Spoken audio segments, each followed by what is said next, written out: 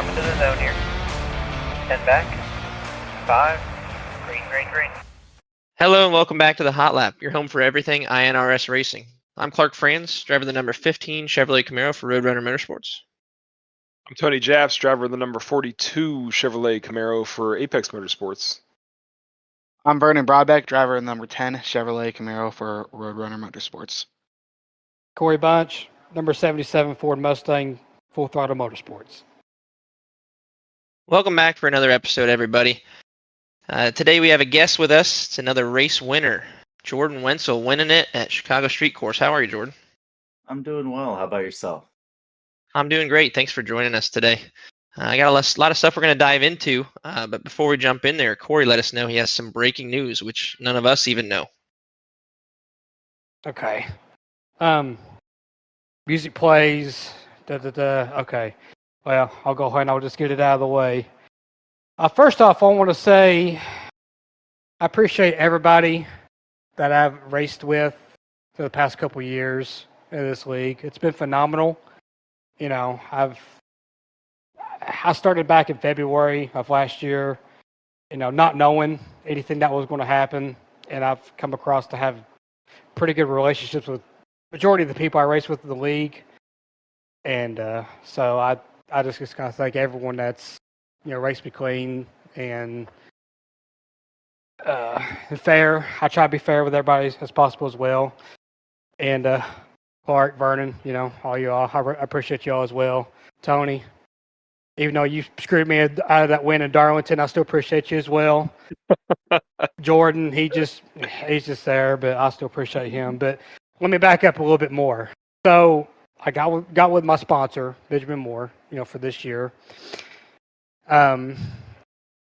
People probably know by now about my whole situation with what I'm going to do for next year, or if I'm ever going to come back.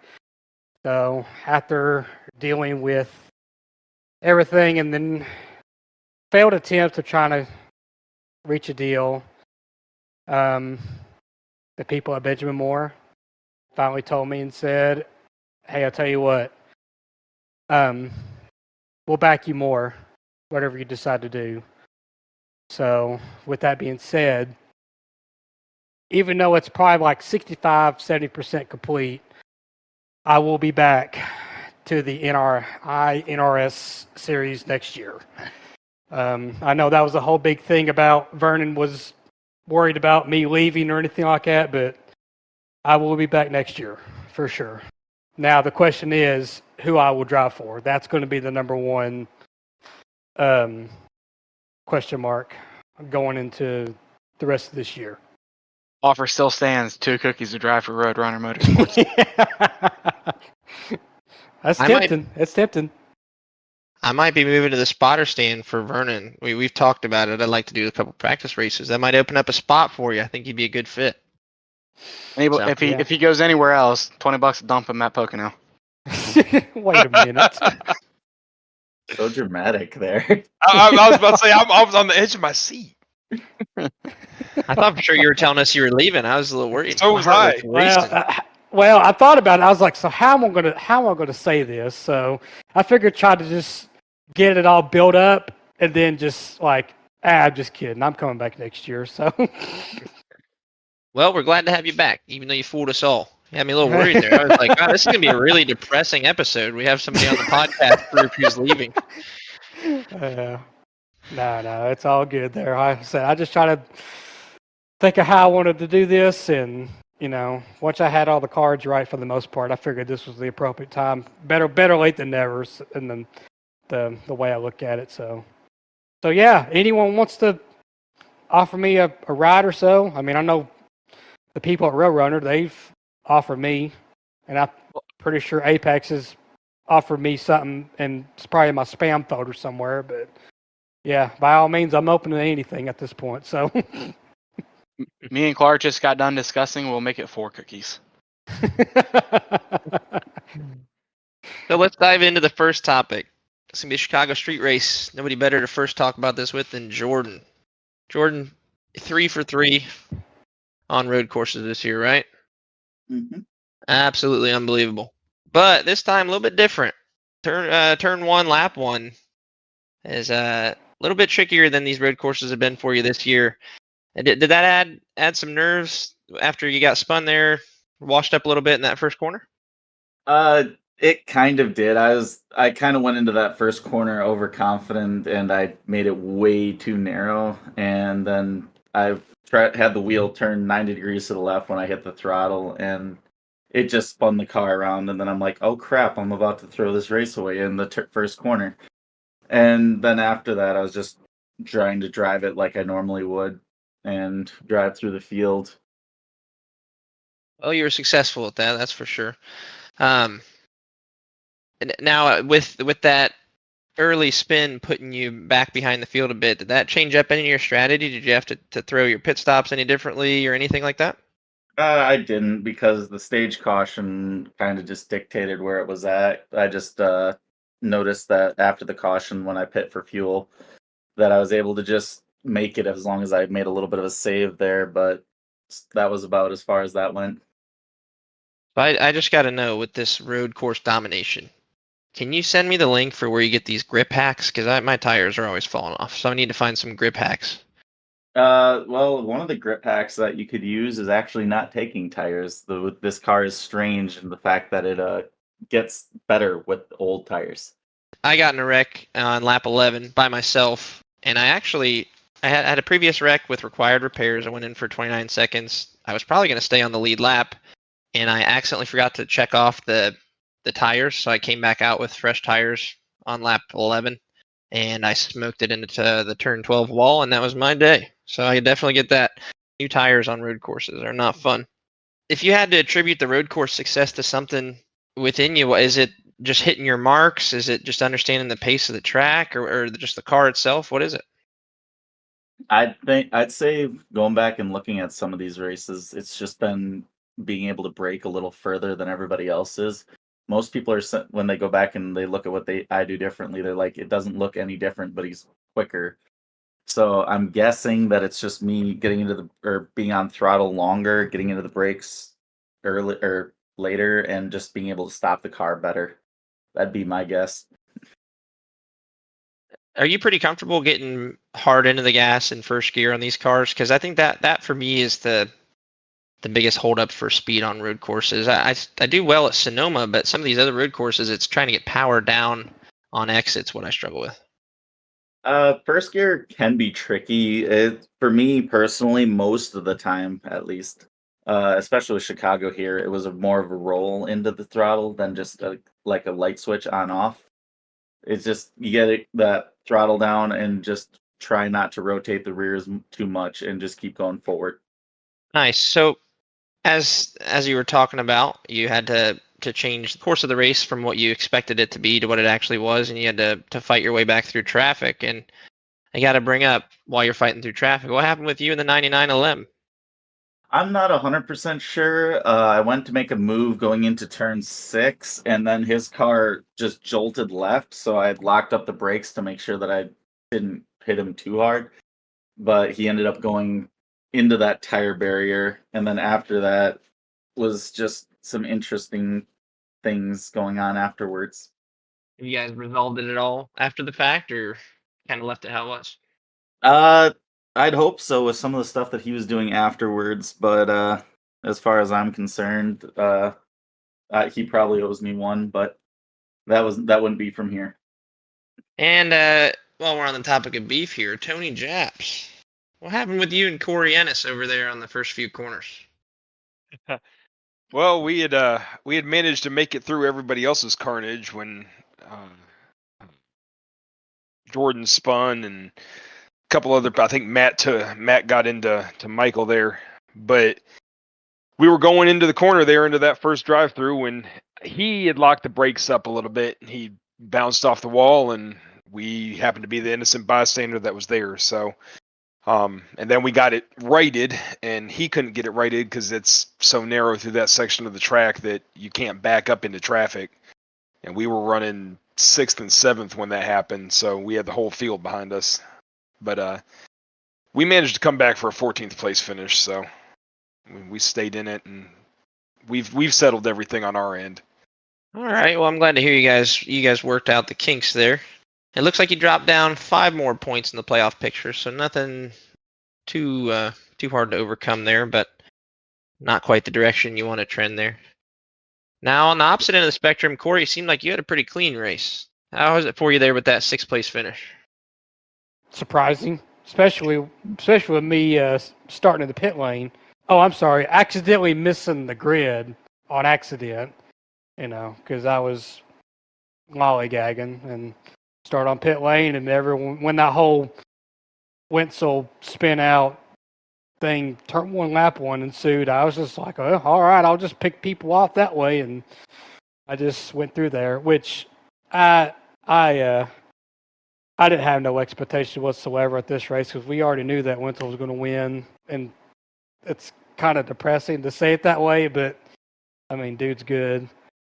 So I knew that if I just kept the car clean, just get a top 10, and just go from there. And I think I probably could have had another top 5, and then me and Vernon had our issue off of turn 2, and then me forgetting how to put the car in neutral and put it back in the first. That was a killer. But either way, 6th place out of everything that happened, we'll take it. Good points day, and gives me a gap on Murphy, who had to retire early on, unfortunately. In 6th place, you were the last car on the lead lap, 92 seconds back. Wentzel was behind you, charging hard. I mean, that goes to show, Jordan, just how much of the class of the field you are at these road course races. So I was going to block him. I was going to block him if he caught me. I was going to block him. Vernon, how are you feeling about that 7th place finish? How would you rate your day? Not good. They should have finished second. Tyler and Jordan got into what they were getting into after the stage. I kept clean the first part of the race before the stage, and then they did what they were doing, and I made a couple mistakes. Jacob got to the inside of me going into turn 12, got inside me coming out of turn 11, got around me going in turn 12, and then that's where Tyler got spun off of his nose because he locked it up, and then got back around. Jacob was driving second, and it just for some reason was driving over my head. I don't know why. I decided I needed to push the car. I was the second fastest car on track. All I had to do is just run my line, run my race, and I would have had second place. But mistake after mistake after mistake, just dumb. Yeah, he still ended up with a good finish, though. And congratulations for that 7th place finish. Tony, if you had to rate your race, what would you put it at? All things considering, we come back to finish 14th, and there was a moment where we almost took out Wetzel. So when we didn't, we're gonna give it a C. Gonna give it a C. So a question I'm gonna ask you guys: we don't broadcast the road courses here, as we all know. If we did, are you thinking this is going to be a successful broadcast, Corey, or you think it's going to be a snooze fest? Well, given that I couldn't even watch my own stream because of a snooze fest of how it was, it might have been entertaining on my end, but when you're talking about like for battle for the lead and stuff, really, I think probably the only really excitement you had was when the 81 and the 99 was kind of just, as Tony would say, grab ass, with each other. So I don't know if people would have enjoyed it or anything like that. And I would think probably the commentators would probably have not enough to really talk about, But it's hard to say. But I'll tell you what, if you walk down like to the better half of the top 10 or so, like 8th or 7th or so, you had battles everywhere. It's just, people don't pay attention to that. They much rather find a battle for the lead, and it's just once Wentzel takes the lead, he's just gone from that point. So it was a battle from second on back. But I don't know. They could probably made it entertaining, but I know I couldn't have, and I would think it would have been more of like a snooze fest in my opinion. I agree with you. I think that the snippet where Jordan is knifing through the field, that portion of it's going to be exciting. But once he starts putting a 55-second gap on the next closest person, probably doesn't make it quite as enjoyable. And then the other thing you run into is you have 13 cars that are multiple laps down. I mean, that's unbelievable. Me included, I'm one of those. Just picture putting Max Verstappen starting 10th with no pit stops and let it go from there, and it'd be a race about like that. Yeah. So Jordan, with this whole no fast repairs whatsoever that we've transitioned to during the season, the amount of people, 13 people, multiple laps down, a lot of those because of damaged cars. Do you think that it's the right choice on road course for no fast repairs, or should they change it? It's not an easy question. I think that it depends. I feel like almost every other road course there's runoff, so I would be okay with the no fast repairs on the other road courses that you can just go wide and not die. But Chicago is one of those tracks where I feel like one should be given at least one because you're gonna have to pit regardless to use that fast repair, so you're already taking a penalty. I think that at a track like this without runoff is a much better option, but at the same time, that may also cause more people to wreck. So it's a catch-22 either way. I'm kind of on the fence about it. I like the idea of a fast repair at Chicago Street Course, but it's kind of tricky to pick and choose which road courses you get a fast repair and which ones you don't. Because if you have a clean race at Chicago and you don't need a fast repair and 5 other people use them and benefit, and then you're at another road course and you need a fast repair and you don't get it, I could see the unfairness in that. So as we transition into our next topic here, we're gonna do the fast facts. It's what we talk about with all of our guests that we have on the show. So Jordan, I'm gonna spotlight you for a bit, let the other drivers in the league get to know you a little bit more. So Jordan, where are you from? I am from Wisconsin, a little town called Black River Falls. Oh, are you a Packers fan? I am a Packers fan Uh, and a Badgers fan. Does anybody know how to kick somebody out of a Discord channel? Yeah. He's one of them. Get him. Glad you don't have Eric here. Tell us a little about yourself. Got any family or anything? Mom and dad. Otherwise, I'm just single. I'm living at my place. I work at the prison here in town, so that's interesting. Cool. And how old are you, man? I am 26 years old as of about 3 weeks ago. Well, happy belated birthday. Well, thank you. How'd you get into sim racing? I've been watching iRacing content for maybe 8 years now. Like it was a while, and I kept thinking, man, I'd love to get iRacing. I was playing like NASCAR heats and stuff like that, but I'm like looking at the price tag on iRacing and being like, oh my goodness, this is terrible. I don't know how I'll ever be able to afford this or even play this. And then once I became an adult and started working for myself or working, I was able to actually see, I can actually kind of afford this. And so I finally decided to buy myself a Logitech G29 and try iRacing, and I loved it. Nice. About what year was that? It was actually 2020 that I did that when everybody else did. Wheels were like way expensive. It was like $400 for that wheel. $400. I wish that's what mine cost. $599. Oof. I don't regret it, but it did hurt the wallet. Got that stimmy check from Moneybags Joe though, which helped, so that's all right. What's your iRacing setup looking like at home? It's completely changed from when I started. I used to have just like clamped on the desk and a rolly chair where I'd slide backwards. Now I've got an actual sim cockpit with the Moza R9 wheel and the CRP, I believe, pedals.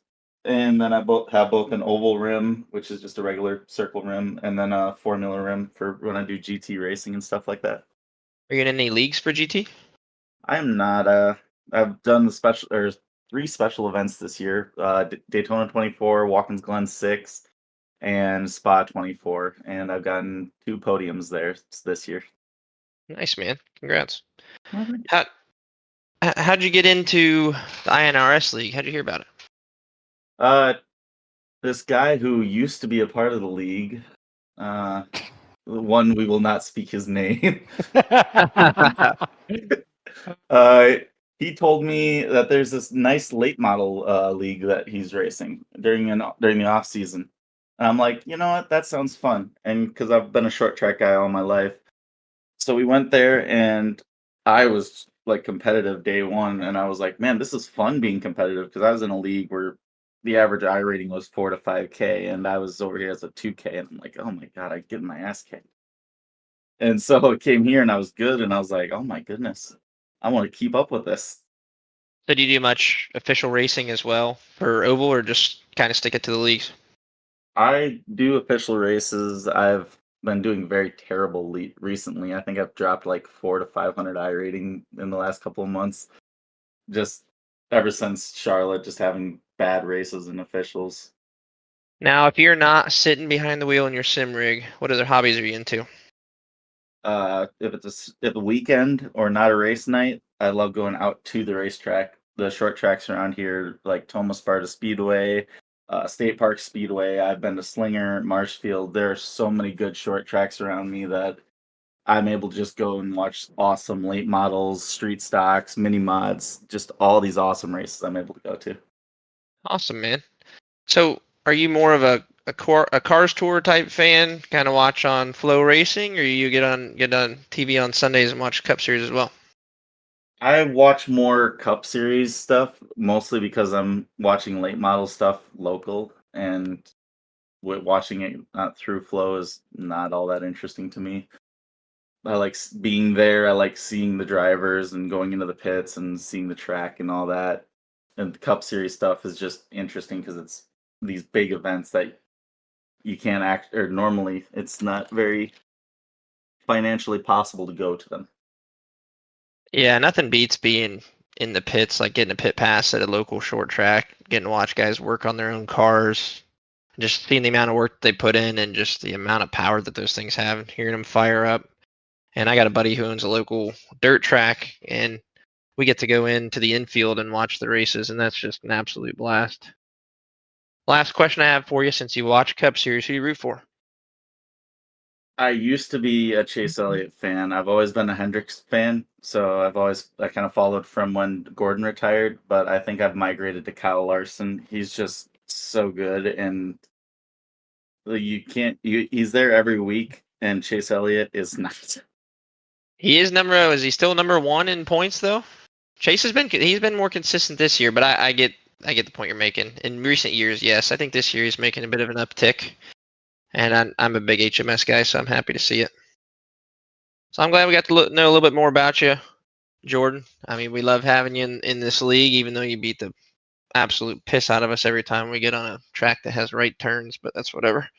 Sorry, I can't turn left. And Las Vegas says otherwise. So Tony, dive into Yes. the next topic here. We're gonna talk a little bit about the playoff picture. Nobody better to talk about with this than you, sitting right on the outside of the bubble. How are you feeling after Chicago? Looking forward to Pocono and then Richmond.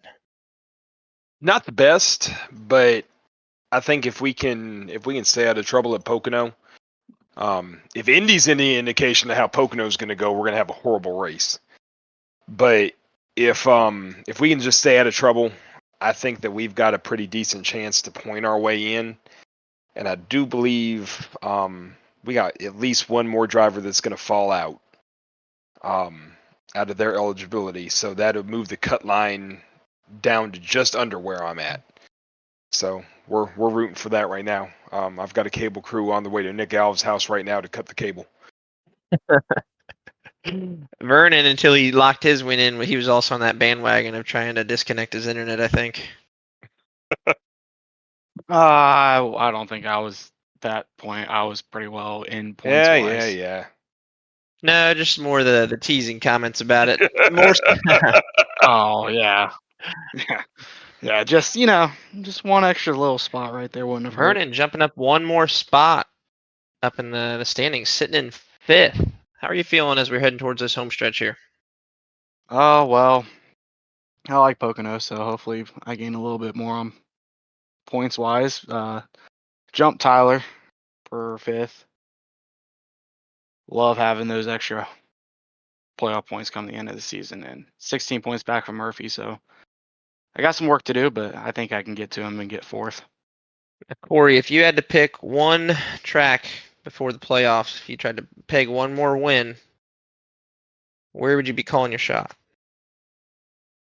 Richmond. No, not Richmond. Let's see, because I think with this schedule, Darlington, is that the regular season finale before the playoffs start? Yes, sir. Because if that's the case, Darlington is. I feel like Darlington owes me. So Does Tony owe you at Darlington as well? Yeah, well, yeah, absolutely. Yeah. So as long as you don't try to like take anybody out and cause a caution, I think I'll be all right. But for the most part, I've always just been so good at Darlington, and then there's always been something that's happened to where either there's a late race caution, or like what happened this year, be in position to win, and then Forget ended up getting on my door and moved me in the 3 of the last lap, and he took the win. So this is always something that happens where I'm just so close but no cigar. So maybe I'm gonna have Darlington circled on my calendar, and hopefully we can be one spot better this go around. You'll be beating me there, I'll tell you that. That's for sure. It's a fun track though. I like it. It's just, I mean, it's too tough to tame, right? It's hard. Oh yeah. Absolutely. It tests your willpower, and then the tire wear there. It's not like a drastic fall off. It's more of just that continual every lap you can just feel you're scrubbing more and more rubber off. But I like the challenge. Yeah. Now, Jordan, as you're looking here towards the end of the season, and I'm looking right now at the schedule for the playoffs, I think that you made this schedule because you got Watkins Glen in the round of 16, you got the Roval in the round of 12, and you got Vegas in the round of 8. So, did you get with NASCAR and put this together, or what? When I actually looked at the schedule before the season started, I thought this schedule was made for Chase Elliott because there's 2 road courses, Martinsville and then to Phoenix, and he's won at all of those. So it's like, why is NASCAR trying to MacGyver Chase Elliott into there? But I think I'll be able to skate through the first 2 rounds because of those road courses. Yeah, plus you're gonna have some good points coming off of the season you're having. You're behind Booth, but you're still up there. You're gonna get plenty of points there heading into the playoffs. At this point in the season, I know you race every race. You're gonna try to win every race, but as you're looking forward to these playoffs, are you more looking further down towards the Phoenix and starting to practice? I mean, are you at that point where you're confident you're going to be there fighting in the Final Four, or are you still taking it week by week? I feel like this is probably a terrible thing to say, but I feel like with the way that it went last year, I can skate by the first 2 rounds, even though last year I only made it in by like a point to the round of 8 because I got forced to overtime on the Roval race. So I'm hoping that I don't have to have that kind of stress again this year, and that I can just get into the round of 8, and then I'm focusing probably on Homestead or Martinsville because me and Corey had a really good race last year at Homestead. I don't anticipate being in the playoffs, but if I was, I'm looking at the round of 12, and I would be marking that one as the one that I'd be pretty scared for if I make it there. Just because Talladega, anything can happen. Anybody can wreck the whole field, essentially. Kansas is I don't know. I don't think it's anything too terribly tricky. I think that's kind of the easier of the 3, but then you got the Roval, same thing. It's just unpredictable. You can race the best race possible, but if somebody wants to soar it into the bus stop and absolutely ruin your day, they can. Corey, with you being locked in as well, is there a certain round that you're looking at that's more geared for you, or are you just wanting to take it race by race? I want to take it race by race because I know when what was it? It was last year when it was talking about the playoffs and stuff. And Jordan Wentzel, he'll vouch for this there too. It was the round of 8, And I was thinking to myself, okay, round of 8, I've made it this far. There's going to be no way I'm going to be able to get to the championship 4. And all of a sudden, I knocked off 2 wins out of 3 rounds on my way to Phoenix. But I didn't think I was going to have a chance.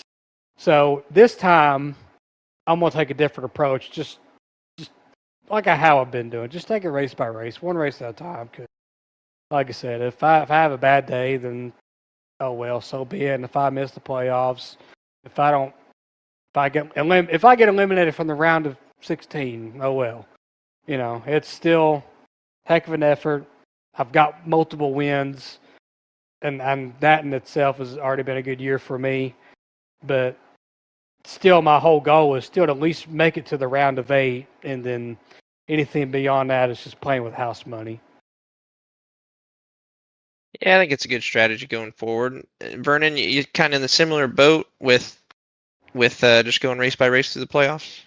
I mean, the round of 16, round of 12, yeah, it's race by race. I mean, my goal is obviously round of 8 because if I can get the round of 8, I know I have a chance for the round to make it to the championship 4 because we go to Martinsville and I think that's one of the best tracks that I run at. So that's the goal is just to, like Corey, just try to get to the round of 8. If not, it doesn't work out that way. Oh well. But yeah, race by race through the first 2 rounds if I can get into the round of 12, and then if I get in the round of 8, I feel like a pretty good shot, especially at You can't Martinsville. really have your expectations very high for getting in the championship 4 because you have to assume that the Jordan and Jordan show is going to be an automatic lock for the season finale at Phoenix. So that still kind of just leaves you with 2 spots left. So and anything can happen. That's why I look at Martinsville as that potential. I ran well there in the spring, didn't finish well, but I was up there at the front for most of it. If we go green, I felt like I had a great chance of winning that race. But yeah, I mean, like I said, just get to round of 8, and then if I get to the championship 4, who knows? I like Phoenix. I got hopefully Brogdon in the corner to walk me through his tire saving strategies because he's dominated that track the last 2 years. So that's hopefully it works out in that way. But if it don't, it is what it is. There's always next year. Yeah, if you make it into that round of 8, October 11th, the day after the Roval, I'd probably start hosting some online practice sessions with Brogdon. That way you're ready to go for it. Hell Now, yeah. Tony, I know you're in the same boat as me. We are definitely taking it race by race because we are not locked in to even make it to this round of 16. So as you're heading up to that playoffs, is Daytona the one you're earmarking? No, Michigan and Richmond. I'm worried about Daytona being a crapshoot. So I want to get as much points as I can between now and Daytona. That way, when we get to Daytona, just in case we have a new winner, I'm still not sweating it. I'm calling my shot right now. Daytona is going to be Garrett's race to get himself in the playoffs. I'm about to say now. I'm worried that Garrett or Matt's going to win Daytona. I'm gonna pick myself as a winner at Daytona when we get there. I haven't had a good year this year on Three Blades, but I won 2 of them in 2022. 3 if you count the money race during an off week. I love the strategy of having to pick which lanes move in, which lanes, not gaining steam and having to go through there, and it's like the cat and mouse game of trying to switch lanes and keep just moving up, slowly moving up. Which Jordan, even though you've been dominant as could be on road courses, I don't think that's probably too high on your list because I'm looking right here. Average start 17th, average finish 28th.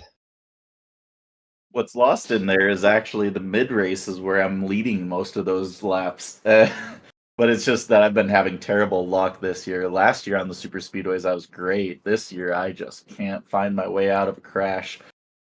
Yeah, I'm not looking forward to Daytona, Atlanta, Talladega, any of them. That being said, that first round, Atlanta, Watkins Glen, and Bristol, has potential for a lot of people to get messed up. You can crash out at Atlanta, Watkins Glen, if something happens in the S's there or in turn 1, you can get taken out pretty easy and with no fast repair. And then Bristol is a wreck for 250 laps. So Bristol's so much fun though. That's got to be one of my tracks. Going back for a second here about talking about getting to the Final Four.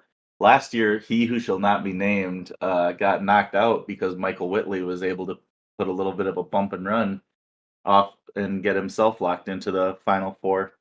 So eight tires turn better than 4. It's very, very possible to win your way in there and upset the playoffs. So I wouldn't say anybody's a lock into the round of 4. Somebody did a bump and run on me at Martinsville one year. I won't name him either. It was more of a felonious hit and run than a bump and run. But he did that to me at Martinsville. There was a funeral a week later. Shoot. So we've talked about the playoffs. We've talked about Daytona. We've talked about all this. But let's talk about the next one up on the plate. Pocono. Jordan? Third time's a charm. Jordan, what are the keys to the race? Staying out of trouble, keeping within draft, and praying to God you're there at the last lap. Is it a good track for you? It's an all right track for me. It was probably our closest finish last year between me and he who shall not be named. I believe it was like in the thousandth of a second between the two of us. Bringing up the he who shall not be named as well, Vernon, when we were talking about Pocono when he was on this podcast, you were mentioning you were pretty confident about this track. You sticking with that, especially now that you may have a little less competition there? Yeah, I kind of really like my odds now that he's not here anymore.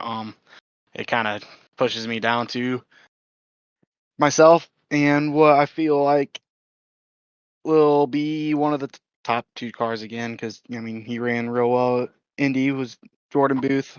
The guy's just fast everywhere. Unfortunately for us, I feel like he's gonna be up at the front all day. I just goals stay out of trouble. Just try to be up at the front of the pack as long as possible. If we go green, I think tires will come into play, and it'll get spread out. But I like my odds. Tony, do you have any strategies going into the race? Are you just going to try to run a clean one and keep close enough to the bubble so, like you said, if something happens at Daytona, you're not too far off the mark?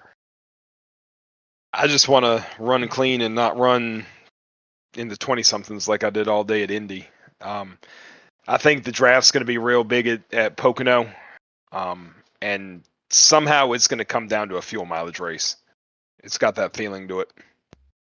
We've had a couple fuel mileage races this year. Not necessarily running out, but people definitely having to save. I could definitely see that at Pocono. Corey, are you thinking you're going to be there on that final front stretch trying to go for the win? I'll try. It just kind of just depends on how qualified it's going to be, because it's going to be another one of those track position. It's hard to pass. Sucks. You try to make a pass on somebody, then you're going to lose 3 more spots. It's going to be like a repeat of Indianapolis. So we'll see how it goes, but I'm just kind of hoping for just qualifying up front and staying there. That's going to be the main thing for me. Yeah, it's definitely going to be one of those hard to pass, follow the person in front of you type races, which is kind of why I'm looking forward to 2 weeks from now when we get to have a podcast after Richmond, when that is not the case. And there's going to be a lot of beating and banging because we haven't really had a race like that since we started the podcast. But Jordan, if you had to pick a winner for this week, who are you going with? I'm going to go with Corey Bunch here. I think that he's going to be able to pull off the upset on Jordan Booth here and win this race. All right, Corey. He thinks you're winning it. Who do you think's going to win it? God, let's see. I want to pick an upset. I really do. I want to pick an upset so bad.